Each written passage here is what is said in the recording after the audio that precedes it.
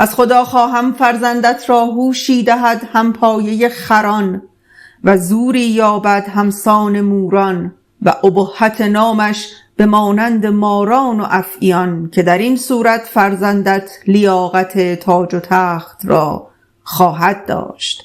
و این دعا دلیل آن شد که بوزرجمهر به مدت 2 سال در چاهی زندانی بشه و با روزی 1 کاسه آب و 1 قرص نان سر کنه تا اینکه جانان دل درود بر شما. در این ویدیو میخوام داستان بوزرجمهر و انوشیروان دادگر رو براتون تعریف کنم و بگم که چرا انوشیروان 3 مرتبه بوزرجمهر حکیم رو به زندان انداخت و چی شد که هر دفعه مجبور شد آزادش کنه و ازش عذرخواهی کنه. بوزرجمهر یا بزرگمهر حکیم وزیر دانای انوشیروان ساسانی بود. بعضی مورخان اونو همون برزویه پزشک در دربار انوشیروان میدونند.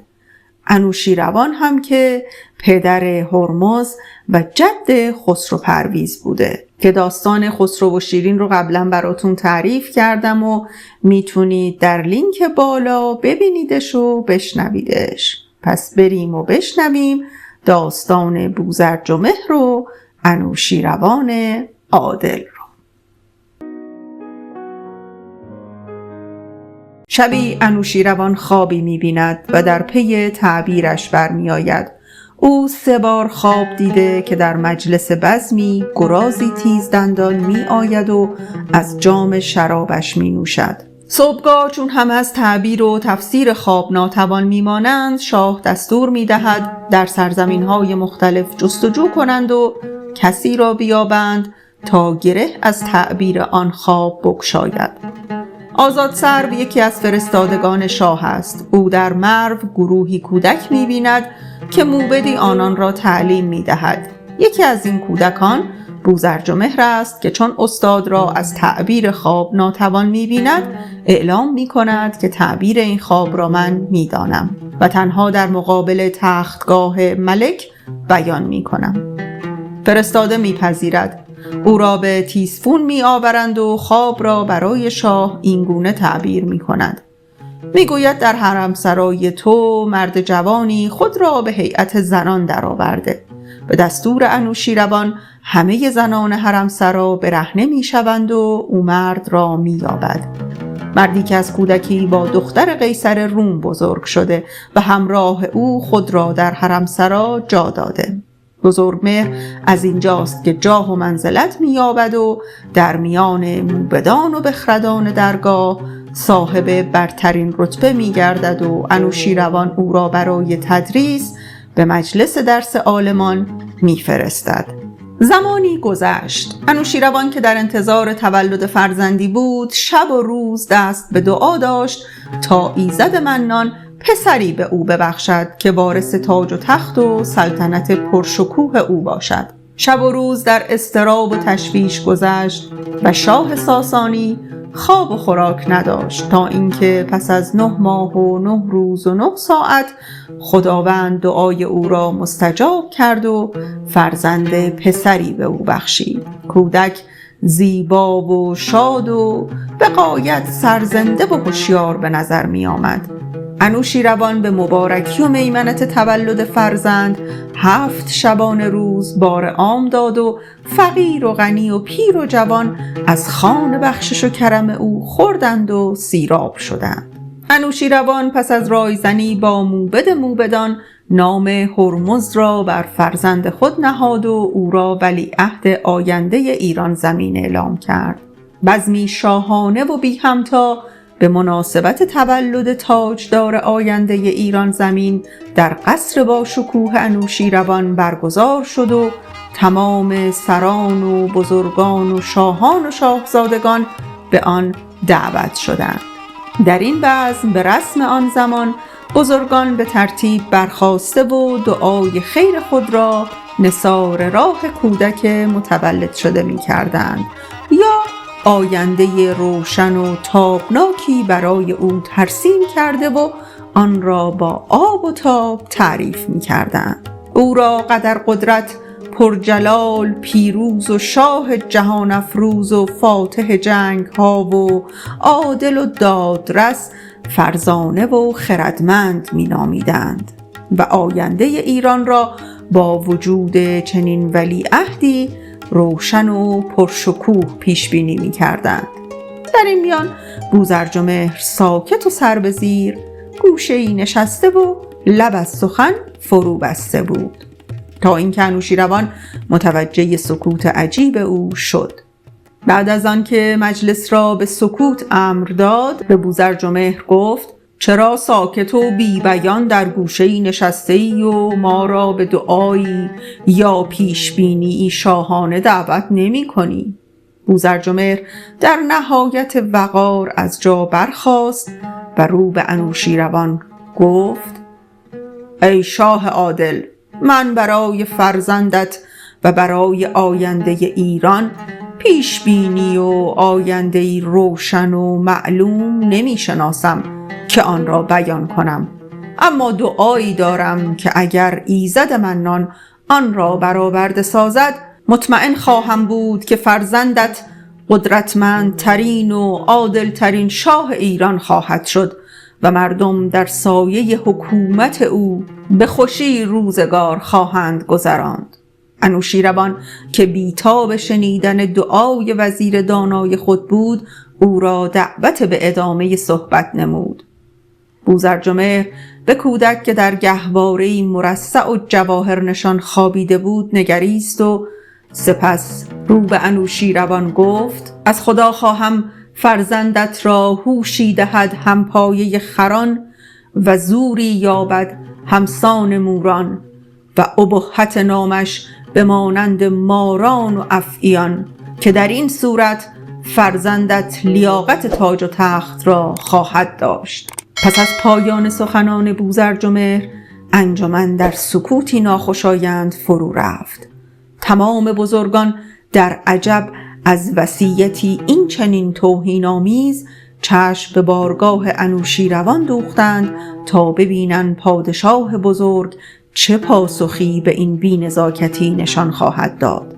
انوشیروان که از یک سو تشبیه شدن پسر دردانش و نور چشم آینده ایران زمین به حیواناتی مانند خر و مورچه و مار را بسیار سخت و سنگین میدید و از سوی دیگر انتظار آینده نگری و پیشگویی شاهانه و پرشکوه از طرف وزیر دانای خود را برای پسر داشت، در نهایت با سنگین شدن سکوت حاکم بر مجلس هر لحظه بر خشم او افسوده شد تا اینکه ناگهان فریاد برآورد و دستور داد بوزرجمهر را دست بسته در چاهی عمیق زندانی کنند و امر کرد که هر روز کاسه‌ای آب و قرصی نان تنها خوراک و آشامیدنی او خواهد بود. مدتی از این ماجرا گذشت. بوزرجمهر در چاه روزگار می‌گذراند و انتظار می‌کشید تا گردش ایام چه بازی در کار خواهد کرد. در آن زمان بنابر دستور دانایان در سالهای پرآبی که کشت و زر بسیار پر رونق و پربرکت بود و محصول مزارع گندم مازاد بر نیاز مردم بود، گندم‌های زیادی را پس از برداشت و خرمنکوبی بار ستوران و خران کرده و در منطقه‌ای در بیرون دروازه شهر در چاه‌هایی معروف به چاه‌های چلگز ذخیره می‌نمودند تا در باقی ایام و سالهای قحطی از آن استفاده کنند. برای نشان کردن سردر چاه‌ها نیز از درختان گون و درختچه‌های بیابانی استفاده می‌کردند. در آن سال پس از مدت‌ها کم آبی و قحطی، در حالی که مردم برای تأمین نان خود مجبور به استفاده از گندم‌های چاه‌های چلگز بودند، بارانی سهمگین و دیوانه‌وار باریدن گرفت و 4 شبانه روز بارید، به طوری که سیلی عظیم از اطراف شهر سرازیر شد و علاوه بر خسارات زیادی که به بار آورد، تمام درختچه‌ها و گون‌های اطراف چاه‌ها را کند و با خود برد و پس از فروکش کردن زمانی که مردم برای برداشتن گندم به صحرا رفتند، هرچه گشتند نه نشانی از درخت و درختچه بود، نه نشانی از سردر چاه‌های گندم. خبر به گوش انوشیروان رسید و او تمام موبدان و حکیمان و وزرای خود را فرا خواند تا برای مشکل پیش آمده چاره‌ای بیندیشند، اما هرچه کردند نتوانستند چاره کار بیابند. انوشیروان که از ابتدا می‌دانست کلید این مشکل به دست بوزرجمهر است و تنها کسی که می‌تواند برای آن راهی بیابد خود اوست، بلافاصله پیامی فرستاد و از بوزرجمهر خواست تا به دربار او بیاید. اما بوزرجمهر که از ظلمی که به او شده بود و از اینکه پادشاه در این مدت خبری از او نگرفته بود بسیار دژم بود، پیام باز پس فرستاد که ماندن در چاه را به دربار پادشاهی که به عدل شهرت یافته و این چنین ناعادلانه با او رفتار کرده ترجیح می دهد. انوشیروان به ناچار خود بر سر چاه رفت و از بوزرجمهر دلجویی نمود و از او خواست برای نجات مردم از قحطی گناه او را بخشیده و فکری به این حال کند. بوزرجمهر پذیرفت و به سربازان گفت از آنجایی که او مدت هاست که به دور از نور خورشید و در سیاهی مطلق بوده، او را ظرف 3 روز و کم کم بالا بکشند تا بدن و چشمانش به نور عادت کنند. پس از 3 روز بوزرجمهر از چاه در آمد و پس از آماده شدن در بارگاه انوشیروان حاضر شد. از آنجایی که خرجین هایی که با آنبار گندم را بر پشت الاغ‌ها می گذاشتند هر طرف نیم من بار گندم داشت تا هم تعادل خرجین حفظ شود و هم بار بیش از اندازه بر حیوان فشار نیاورد، بوزرجمهر دستور داد تا تمام الاغ‌ها و ستورانی که گندم‌ها را بر سر چاه‌ها می‌بردند حاضر کنند.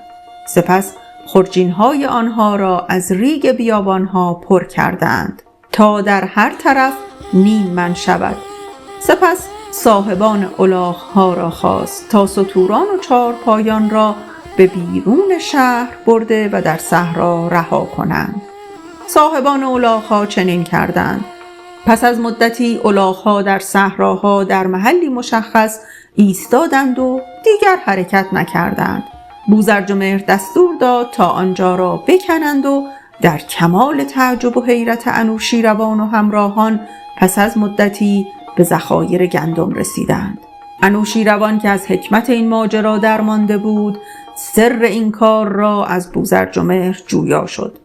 وزیر دانا و دنیا دیده با لبخندی که نشان پیروزی و سربلندی بود در جواب گفت که الاغ حیوان بسیار باهوشی است و چون در تمام مدت این مسیر را آمده و برگشته، آن را بدون هدایت صاحبش دانسته و از این رو توانست ما را بر سر چاه بیاورد. بدین ترتیب انوشیروان خجل و سرافکنده ماند و بوزرجمهر را بیش از پیش گرامی داشت. زمانی چند گذشت. فصل قحطی و سیل و خشکسالی به پایان رسید و مجدد مزارع سبز و خرم گندم لبخند و شادی را بر لب مردم آورد. انوشیروان به پاس عبور از این سختی دستور بار عام داد و مردم به جشن و شادی پرداختند. در بارگاه انوشیروان نیز مجلس بزمی برگزار شد و در آن بزم با شکوه و عظمت هرچه تمامتر از بوزرجمهر تقدیر و تجلیل شد و جایگاه او بیش از پیش در نزد انوشیروان مستحکم شد. پادشاه ایران زمین و بستگان در بزم بودند که ناگهان خیل عظیمی از سران و سربازان و محافظان قصر به ناگهان به داخل بزم هجوم آوردند و وحشت زده و فریاد زنان اعلام کردند که افعی سیاه و بزرگی در سرسرای کاخ چنبره زده و هیچ کس جرأت نزدیک شدن به آن را ندارد. بوزرجمهر با صدایی بلند و رسا رو به انوشیروان کرد و گفت: ای پادشاه عادل، روزی که من برای فرزند تو ابهتی مانند ماران و افعیان از خدا خواستم، منظورم همین بود. به چشم خود ببین که سربازان و سران سرتاپا مسلح و زره بر تن تو از یک افعی به وحشت و خروش آمدند. انوشیروان با سرافکندگی و شرم راستی و درستی این بخش از دعای بوزرجمهر را هم پذیرفت و در نهایت روزی که بوزرجمهر مورچه‌ای کوچک را که هسته‌ای خرما با دهان گرفته و برعکس از دیواری عظیم به بالا می کشید، انوشیروان را فراخواند و به او گفت مورچه را در یک کفه ترازو و هسته خرما را در کفه دیگر بگذار. وقتی انوشیروان دستور داد تا آن دو را وزن کردند، معلوم شد که هسته 100 برابر وزن مورچه است. انوشیروان پیش دستی کرد و به بوزرجمهر گفت که من تمام حکمت و دانشی که پشت دعای تو نهفته بود را دریافتم و به درستی که تو حکیم و من نادان بودم. از بوزرجمهر دلجویی نمود و تا مدتها او را عزیز خود داشت. زمانی گذشت. روزی یکی از حاکمان کشورهای همسایه از دختر انوشیروان خواستگاری نمود. انوشیروان هرگز راضی نبود که دخترش را به همسری حاکم کشور دیگری بدهد. از سوی عدم پذیرش این درخواست ممکن بود عواقب بدی داشته باشد و حتی به جنگ بیانجامد. انوشیروان با بوزرجمهر و یکی دیگر از وزرا که مورد اعتماد شاه بودند مشورت کرد. بزرگمهر چنین پیشنهاد داد که هیچ یک از مردم کشور همسایه تا کنون دختر شاه را ندیدند. پس دختری از درباریان را به قصر بیاورید و او را آموزش دهید تا همچون دختر بزرگان و شاهزادگان رفتار کند. سپس او را به عقد حاکم کشور همسایه درآورید. این نظر موافق طبع انوشیروان قرار گرفت، اما قرار شد به غیر از آن سه تن هیچ کس دیگری از این راز آگاه نشود. دختری را برگزیدند و به قصر آوردند و چنین القا کردند که دختر انوشیروان است و آداب و رسوم شاهزادگان و هر آنچه لازم بود را به وی تعلیم دادند و البته برای او همان مقام و احترامی را قائل بودند که برای سایر شاهزادگان. مدتی بدین منوال گذشت تا اینکه روزی بزرگمهر دختر خود را اندوهگین دید. معلوم شد دختر شاه که در حقیقت همان دختر عامی بود که نقش دختر شاه را بازی می کرد، به او اهانت و فخر فروشی کرده است. بوزرجمهر به غایت ناراحت شد و بدون ملاحظه و سر خشم گفت این دختر فکر می کند کیست که به تو بی احترامی کرده؟ او یک دختر عامی است که او را به قصر آوردند تا نقش دختر شاه را بازی کند. اگرچه بزرگمهر همان موقع متوجه شد اشتباه بزرگی کرده و به دخترش سفارش نمود این راز را مخفی نگه دارد، اما بالاخره این راز برملا شد. انوشیروان به شدت عصبانی شد و بزرگمهر را بازخواست. بزرگمهر اظهار تأسف کرد و گفت که در اثر ناراحتی از اینکه به دخترش بی احترامی شده یک لحظه عنان اختیار خود را از دست داده است. انوشیروان گفت به پاس خدماتی که انجام داده ای تو را نمی کشم، اما تو را زندانی می کنم. یک محل را انتخاب کن که دائما در آن محل باشی. یک لباس را انتخاب کن که دائم همان را بر تن داشته باشی و یک غذا را انتخاب کن که فقط آن را بخوری. بوزرجمهر برای مکان یک زیرزمین را انتخاب کرد که حدود 5 متر عمق داشت که در تابستان خنک و در زمستان گرم باشد. برای لباس یک پوستین را انتخاب کرد که در تابستان و زمستان بتواند به صورت پشت و رو بپوشد و گرم باشد. برای غذا شیر را انتخاب کرد که هم غذا باشد و هم آب. بدین ترتیب بزرگمهر را برای بار دوم به زندان بردند. اما انوشیروان که دوست داشت وزیرش را به هر بهانه‌ای از زندان آزاد کند، پس از مدتی شخصی را فرستاد تا حالش را جویا شود، به این امید که بوزرجمهر اظهار تأسف و پشیمانی و طلب بخشش کند. ولی بزرگمهر گفت حالش از حال پادشاه بهتر است. در احوال پرسی دیگری نیز بزرگمهر دوباره همان جواب را داد. انوشیروان دلیل این حال خوب را می پرسد و بزرگمهر هم در جواب خود پندی می دهد. چه با گنج و تختی، چه با رنج سخت، ببندیم هر دو به ناکام رخت. نه این پای دارد به گیتی نه آن، سرآید همین نیک و بد بی گمان. ز سختی گذر کردن آسان بود، دل تاجداران هراسان بود.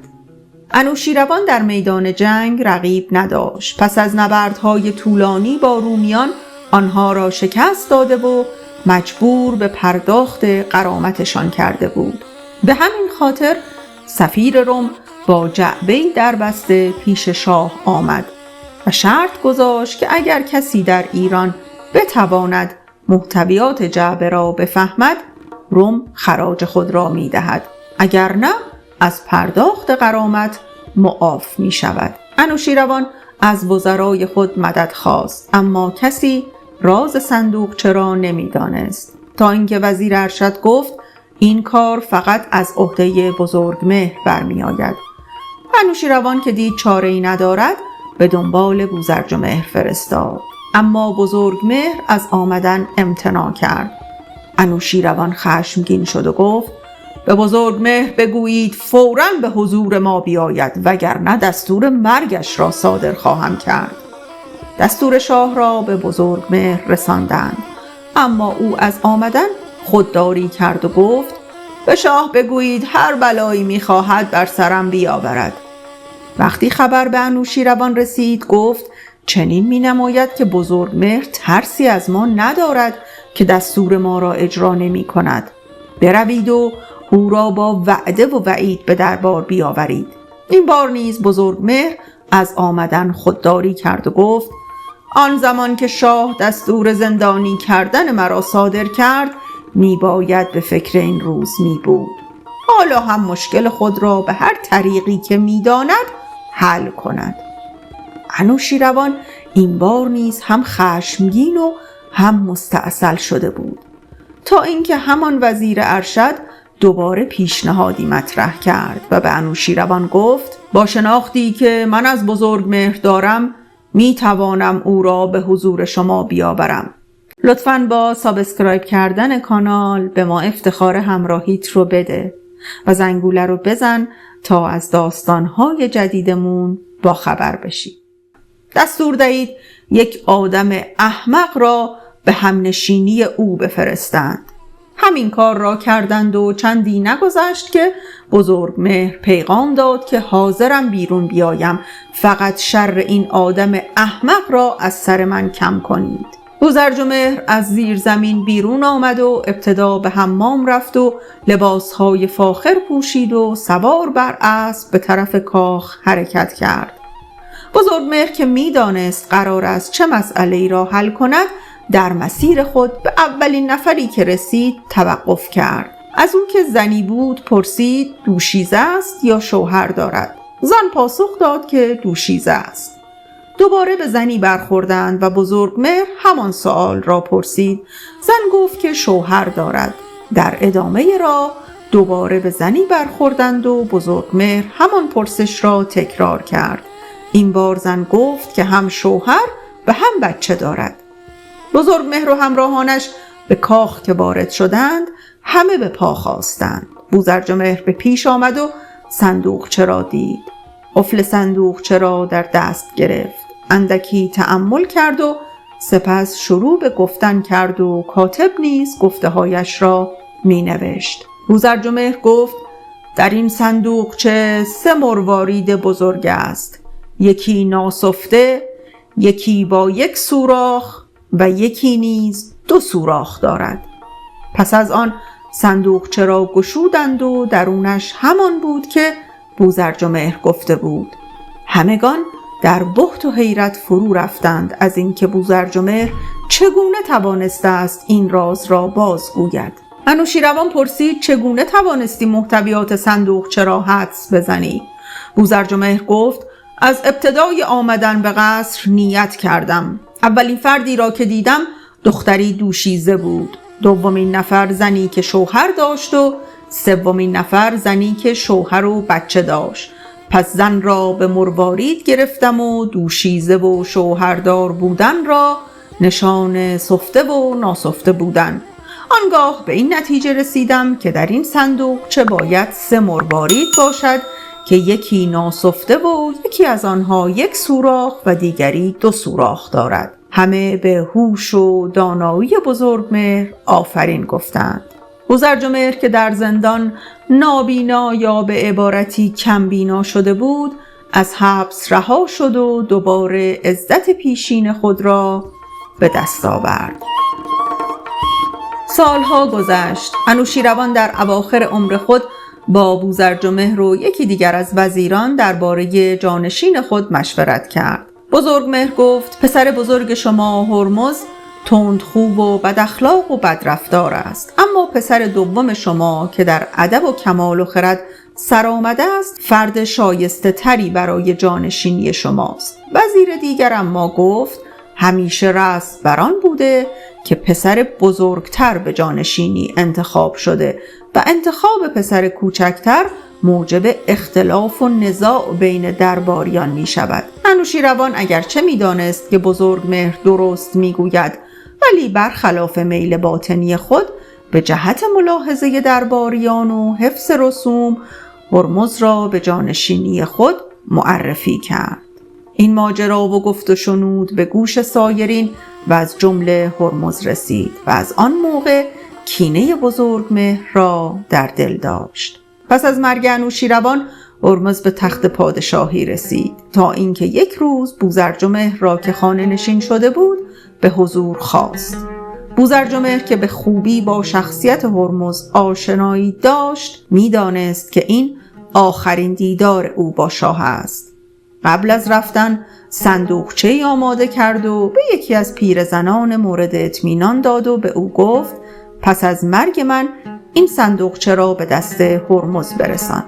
وقتی بزرگمهر به نزد هرمز رسید وزیر دیگر انوشیروان همان که با جانشینی او موافق بود و اینک وزیر اول هرمز بود نیز حضور داشت. هرمز با تمسخر و نخوت به بوزرجمهر گفت امروز میخواهم این وزیر را اعدام کنم. نظر تو چیست؟ بوزرجمهر که از قبل منظور هرمز را میدانست گفت فکر بسیار پسندیده و خوبی است، او را اعدام کنید. وزیر با نگرانی و اضطراب به بزرگمهر گفت آخر چه بدی از من دیده ای که حکم به اعدام من میگویی؟ ما سالیان سال با هم دوست و رفیق بودیم و من در حق تو بدی نکردم. بوزرجمهر پاسخ داد بله راست میگویی، اما آیا به خاطر می آوری روزی را که انوشیروان درباره جانشین خود با ما مشورت می کرد و تو رأی به جانشینی هرمز دادی؟ پس اینک حق توست که سزای اندیشه و مشورت ناصواب خود را بچشی. هرمز به شدت خشمگین شد و با عصبانیت دستور داد بزرگمهر را در دخمه‌ای که اطرافش خنجر باشد تا بزرگمهر نتواند حرکتی کند زندانی کنند و روزانه فقط 1 قرص نان و کمی آب به او بدهند. هرمز فکر می‌کرد با این کار بزرگمهر بیش از چند روز یا چند هفته دوام نیاورد و هر روز سراغش را می‌گرفت. اما چند ماه گذشت و همیشه به او خبر می‌دادند که بوزرجمهر سالم و سرحال است و به تعبیری می‌گفت حال من از حال شاه هم بهتر است. روزی هرمز دستور داد بزرگمهر را با غل و زنجیر به نزد او ببرند و از او پرسید راز سلامتی تو چیست که در این شرایط بد هنوز سرزنده و شاداب هستی؟